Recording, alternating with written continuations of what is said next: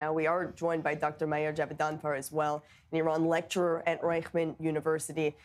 Dr. Javedanfar, we did hear a little bit about the perspective of why the United States is at least going back to the negotiating table with this one-page memo right now. But why Iran? What's in it for them to come back to the negotiating table? Has anything changed from the Iranian perspective?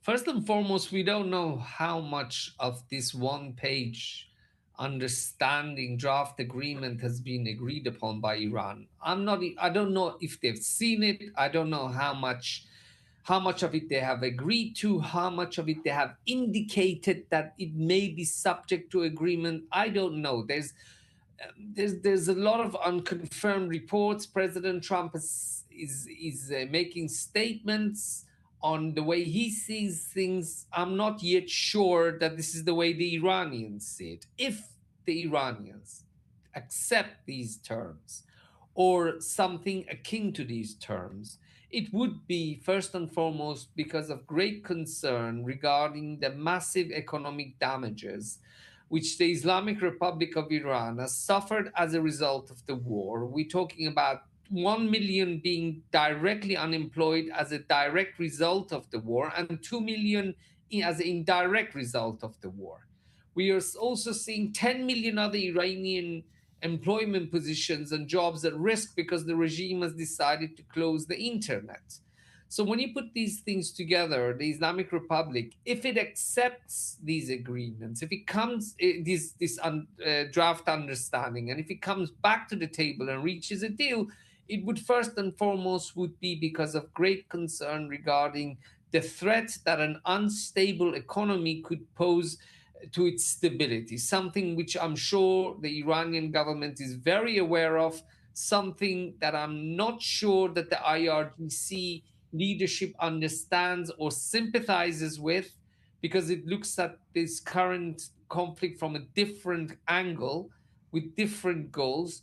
But this is something that ultimately, I think, if we don't reach an agreement now, but we do in the future, this is ultimately will be one of the factors that will convince Iran that it has to reach an agreement with President Trump. What about with the Strait of Hormuz? Has Iran effectively gained the upper hand here in any way?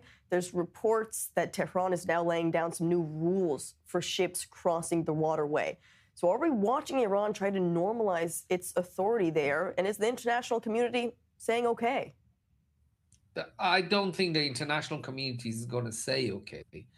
But Nicole, the Islamic Republic saw its axis of resistance greatly weakened in the post October 7 conflicts.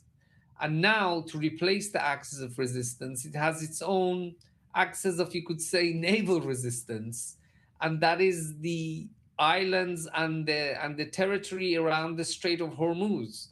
And this is far less costly for Iran to maintain as opposed to the costs that were involved in supporting groups such as Hezbollah and others. Meanwhile, the results and the gains which this new leverage have for Iran are of multiple times more effective and are much more effective than Iran's proxy strategy in the region. I'm not saying the regime is going to give up its proxy strategy, by no means, but it has a new leverage that it is using not just to affect the region, not just to influence events that happen in the Middle East, but the world, Nicole, their world. Iran has leverage that can affect what happens to the gas pumps in Nebraska all the way to Norway, from Tokyo all the way to Rio de Janeiro. Iran has never ever had this leverage in its I would dare say perhaps in its entire history. The Islamic Republic has discovered it. It is using it to fulfill its own goals. There are people in the Islamic who are not willing to give it up, and they are doing what they can. But ultimately, we have to wait and see. If President Trump sanctions, by that I mean if it allows the Islamic Republic to retain control of the Strait of Hormuz, then yes, this is a foregone conclusion, and we're looking at a new geoeconomic reality. Mm. If it doesn't, which I think that's the more likely case, President Trump won't accept this, then I think the Iranians will have to give up the control temporarily. Next time there's a war with Israel or America, they will close it again because they've discovered this new tool and it's very powerful influence. A difficult waiting game, especially here in the region, to see exactly what could happen next. Dr. Meir Javidan, for great insight as always. Thank you for sharing it with us on I-24 News.